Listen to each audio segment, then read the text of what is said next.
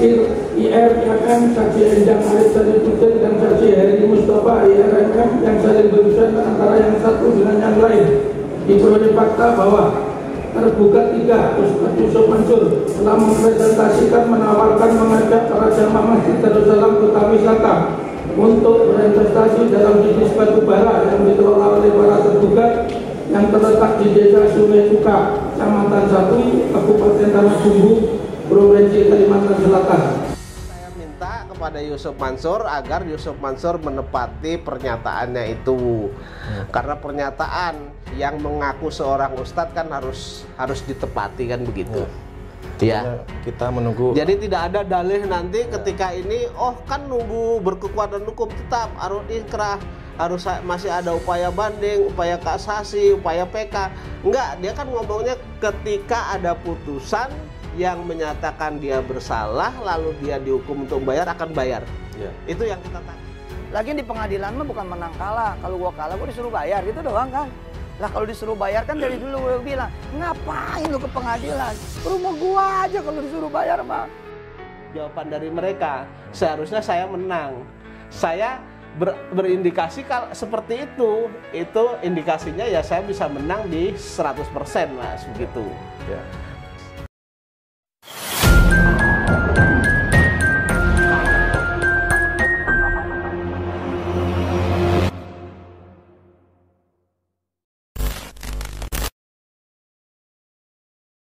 Ya, bismillahirrahmanirrahim. Assalamualaikum warahmatullahi wabarakatuh. Masih dalam suasana kegembiraan sukacita atas kemenangan Pak Zaini Mustafa dalam gugatan di Pengadilan Negeri Jakarta Selatan lawan Yusuf Mansur dan kawan-kawan. Oke, teman-teman, saya Aji kembali hadir menjumpai teman-teman. Gimana kabarnya teman-teman semuanya? Semoga selalu sehat dan senantiasa dalam lindungan Allah Subhanahu wa taala. Amin.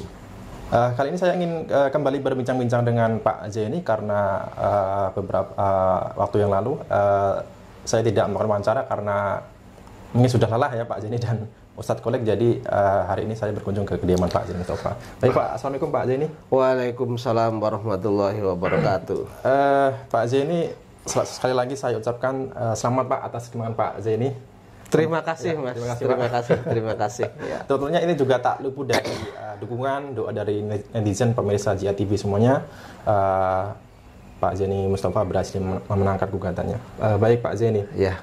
Seperti yang sudah Pak Zaini sampaikan sebelumnya, ada statement Yusuf Mansur kala itu, saya juga masih ingat di dalam wawancara dengan Detik, ya. Yusuf Mansur mengatakan bahwa jikalau ada putusan pengadilan yang menyatakan Yusuf Mansur kalah dan harus membayar, Yusuf Mansur bersedia membayar seketika. Nah, ya. Ini seharusnya Yusuf Mansur tidak perlu melakukan upaya banding atau apapun lagi, Pak ya? Ya, jadi gini, pernyataan dari Yusuf Mansur itu kan pernah diwawancarai dan itu saya kira ditonton itu Mas oleh seluruh orang Indonesia ya, yang pegang HP itu saya kira nonton semua. Jadi Yusuf Mansur pernah mengatakan bahwa kalau Yusuf Mansur dinyatakan oleh pengadilan bersalah dan dihukum untuk membayar, mereka akan membayar seketika dan sekaligus gitu ya. Ya. Jadi Yusuf Mansur mengatakan di balik itu tidak ada putusan yang berkekuatan tetap atau inkrah, dia mengatakan. Kalau ada putusan saja dia mengatakan. Dia kan? Jadi tidak menunggu adanya nanti putusan itu berkekuatan tetap atau inkrah kan begitu. Mereka kalau dinyatakan bersalah oleh pengadilan dan dihukum untuk bayar akan membayar. Kan begitu saja kan begitu. Jadi ya saya minta kepada Yusuf Mansur agar Yusuf Mansur menepati pernyataannya itu. Karena pernyataan yang mengaku seorang ustadz kan harus ditepati kan begitu. Ya. Kita menunggu. Jadi tidak ada dalih nanti ketika ini, oh kan nunggu berkekuatan hukum tetap, harus inkrah, harus masih ada upaya banding, upaya kasasi, upaya PK. Enggak, dia kan ngomongnya ketika ada putusan yang menyatakan dia bersalah, lalu dia dihukum untuk bayar, akan bayar. Itu yang kita tagih. Nah, ini tentunya kita nantikan ya bukti dari ucapan Yusuf Mansur ya. Bagaimana pun Yusuf Mansur adalah seorang ustadz, tentunya ucapannya ini seharusnya memang benar-benar dilaksanakan begitu. Baik Pak Zaini, gugatan Pak Zaini kan sebelumnya lumayan besar Pak, 90 triliun lebih Pak. Tetapi Majelis Hakim mengabulkan sebagian gugatan Pak. Baik. Nah ini dari Pak Zaini sendiri, apakah sudah legowo, sudah puas, atau mungkin ada keberatan-keberatan lain Pak? Jadi begini Mas, yang pertama begini, ketika sudah ada putusan yang menyatakan bahwa tergugat 1 PT Adi Partner Perkasa, kemudian tergugat 2 Adiansah sebagai direktur utama, kemudian tergugat 3 Yusuf Mansur, kemudian tergugat 4-nya BMT Darussalam, sudah dinyatakan ingkar iwan prestasi atau ingkar janji, itu saya sudah senang Mas, begitu. Kemudian ketika Yusuf Mansur dihukum untuk mengembalikan modal pokok saya dan keuntungan, walaupun hanya sekitar 1,25 kalau nggak salah, itu 1,25 lah, ya, itu saya sudah legowo Mas, karena ini hanya berbeda hitung-hitungan saja. Kalau saya menghitungnya kan begini. Dia tidak membayar, tidak mengembalikan pokok saya dan tidak membayar keuntungan itu dimulai dari 2010, Januari 2010. Jadi karena mereka Januari nggak bayar, keuntungan di bulan Januari itu saya tambahkan sebagai pokok. Kemudian bulan Februari tidak membayar lagi, ditambahkan menjadi pokok di bulan Maret, begitu seterusnya, sehingga jumlah total itu 98,7 triliun itu. Sementara hitung-hitungan dari hakim itu hanya menghitung langsam saja Mas. Jadi sesuai dengan kesepakatan yang disepakati, sesuai dengan alat bukti yang saya ajukan itu, saya akan mendapat 11,3% dari total pokok modal saya. Nah, itu yang dihitung hampir 11 tahun, hampir 12 tahun itu. Itu. Jadi saya sudah menerima. Pak, ya, karena Yusuf Mansur dan kawan-kawan itu sudah dinyatakan wan prestasi atau ingkar janji. Artinya terbukti di sana bahwa apa yang saya katakan pernah ada investasi kemudian ada wan prestasi ini tidak bohong Mas gitu. Ya. Dan bagaimanapun juga putusan Kembangan ini juga menjawab tudingan Yusuf Mansur sendiri yang mengatakan bahwa investasi JBN ini hoak gitu Pak ya. Hoak. Dan juga ada orang-orang yang mengatakan bahwa kita ini sedang melakukan fitnah. Nah ini salah besar. Sebagai bukti bahwa kita berada di posisi di pihak yang benar gitu Pak ya. Iya. Jadi dari jawaban ya, ini sudah masuk pokok perkara pun dari jawaban kemudian duplik. Itu mereka mengatakan tidak pernah terlibat. Tapi herannya ketika masuk sampai ke pembuktian, si tergugat 4 BMT Darussalam itu katanya uang saya sudah diambil itu. Itulah nanti yang akan menjadi perkara gitu. Perkara pidana tapi itu nanti ya. Kita tunggu hasil putusan ini saya ambil. Jadi saya nanti bisa itu sebagai alat bukti saya laporan gitu. Baik. Berikut teman-teman saya putar cuplikan video bagaimana jalannya sidang pembacaan putusan sidang investasi batubara yang juga Majelis Hakim mengakui bahwa kesaksian dari para investor yang menyatakan bahwa Yusuf Mansur telah berpresentasi menawarkan promosi investasi JBN batubara ini di dalam masjid. Berikut videonya. IRMM, saksi Endang Arif Sari Putri dan saksi Heri Mustafa IRMM yang saling berurusan antara yang satu dengan yang lain. Diperoleh fakta bahwa tergugat 3 Ustaz Yusuf Mansur telah mempresentasikan, menawarkan, mengajak para jamaah Masjid Darussalam Kota Wisata untuk berinvestasi dalam bisnis batubara yang dikelola oleh para tergugat yang terletak di Desa Sungai Cuka, Kecamatan Satui, Kabupaten Tanah Bumbu, Provinsi Kalimantan Selatan. Dan juga berarti Majelis Hakim ini juga menolak jawaban dari BMT yang menyatakan bahwa Pak Zaini sudah memindah bukukan setoran uangnya dari BMT ke PT Adi Partner Perkasa Pak ya? Ya, jadi begini, Majelis Hakim di samping itu untuk Yusuf Mansur itu kan mereka membantah bahwa Yusuf Mansur itu sebagai direktur utama. Ya, betul. Kemudian dibuktikan dengan profil perusahaan. Tetapi itu terbantahkan dengan putusan pengadilan nomor 313 garis miring PDT titik G garis miring 2011 garis miring PN JKT Jakarta Selatan. Di sana tuh Yusuf Mansur berkedudukan sebagai komisaris utama.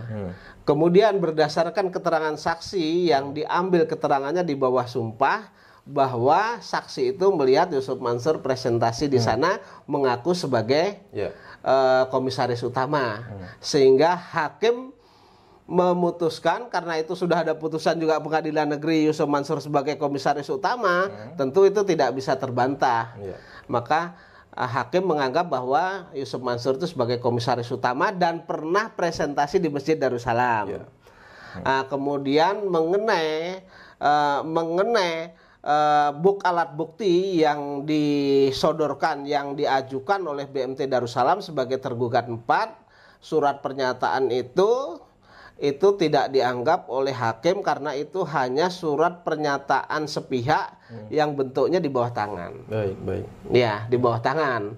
Dan itu pun dalam persidangan sudah saya tolak, kemudian saya bantah karena itu hanya berupa fotokopi, ya, fotokopi, bukan tanda tangan basah. Baik. Iya. Baik. Ini kan pihak majelis hakim menerima kesaksian dari teman-teman investor yang Bapak sudah hadirkan dan juga menerima bukti-bukti Pak Zaini dan kemudian memenangkan gugatan Pak Zaini. Mungkin sepatah dua patah kata untuk majelis hakim yang telah memenang gugatan Pak Zaini, Pak. Jadi begini, saya itu tidak pernah. Jadi begini, posisinya kemarin saya itu menang atau kalah dalam persidangan karena saya ini kan sudah lama jadi pengacara, Mas Haji, dan usia saya juga sudah kepala 5. Saya jadi pengacara itu sudah cukup lama, udah hampir 22 tahun apa 23 tahun lebih. Kemudian sebelumnya itu juga saya sudah jadi asisten di mana-mana, di kantor notaris, kemudian di kantor pengacara. Sehingga ketika saya beracara itu menang atau kalah, itu saya selalu mengucapkan terima kasih kepada majelis hakim. Kebetulan setelah sidang kemarin saya sudah mengucapkan terima kasih, tapi mungkin dengan adanya video ini saya ulangi, saya mengucapkan terima kasih kepada Bapak majelis hakim yang telah memeriksa kemudian memberikan putusan dengan teliti dan dengan benar, Pak. Begitu. Kemudian kepada para netizen yang mendengar kemudian melihat video ini, saya juga mengaturkan beribu-ribu terima kasih karena berkat dukungan dari netizen, berkat dukungan dari YouTuber, berkat dukungan dari wartawan dan lain sebagainya, perkara ini bisa terekspos kemana-mana sehingga putusannya insya Allah objektif lah begitu, Mas. Adil begitu, Pak, ya? Iya. Jadi bukan hanya mengakui kemenangan ini, bukan hanya kemenangan saya pribadi, ya mungkin ikhtiarnya yang berjuang di meja hijau itu saya, tetapi saya tidak melupakan doa-doa umat muslim yang mendoakan, kemudian netizen yang mendukung, YouTuber dan lain sebagainya lah, Mas. Baik. Artinya kemenangan bersama lah ini begitu. Bersama. Dan saya pribadi, Pak, saya juga tidak ibaratnya ketika menang terus saya sombong sundul langit, itu enggak, Mas, gitu. Saya terus terang juga merasakan bahagia, Pak, juga terharu karena saya mengingat awal mula saya ada inisiatif ingin mengawal kasus ini. Saya sampai rela bertikai dengan bos saya sendiri. Teman-teman kalau masih ingat, saya bertikai atau berpisah dengan atasan saya yang sudah saya ikuti bertahun-tahun begitu ya. Karena Pak Sarip ini atasan saya setelah ketemu dengan Yusuf Mansur itu langsung berbalik arah. Artinya sudah beda pandangan. Jadi saya memutuskan untuk ya sudah kita berpisah. Saya mengambil jalan sendiri.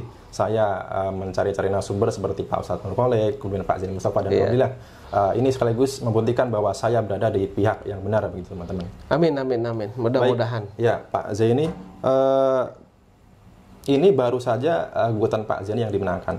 Tentunya kan kalau misalkan investor-investor lain juga turut menggugat, Pak.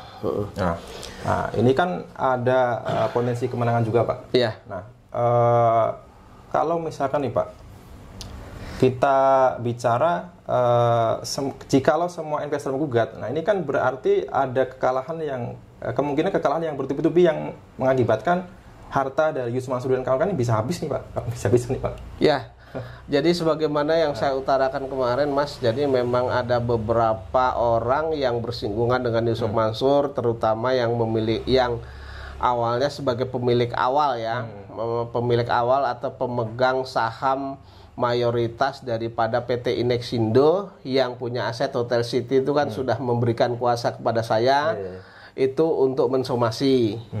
Kemudian juga tidak diindahkan, bahkan mereka itu dalam somasinya mengancam klien saya itu akan dipidanakan. Itu sudah saya draft selesai 100%, tinggal daftar Mas. Tergantung nanti perintah dari klien. Kemudian yang berkaitan dengan batu bara sendiri, ini kan dari awal memang sudah banyak yang ngantri Mas. Jadi memang akan segera kami daftarkan nanti. Akan segera kami daftarkan. Ya, gitu. Untuk selanjutnya nih gugatan siapa yang akan didaftarkan? Kemungkinan istrinya Pak Arif. Ya, istrinya Pak Arif itu di kabupaten di Kota Madya Bogor, karena pilihan hukumnya di sana. Kemudian saya juga akan menyusun gugatan lain juga nanti mungkin di Jakarta Selatan. Baik. Jadi ini memang ya harus terus simulan begitu Mas. Baik.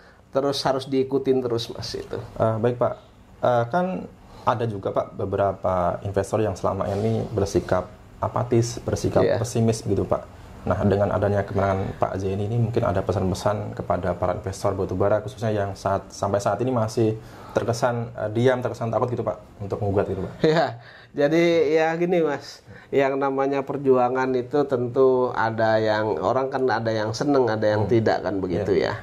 Ada yang seneng atau tidak dan alasannya kan bermacam-macam.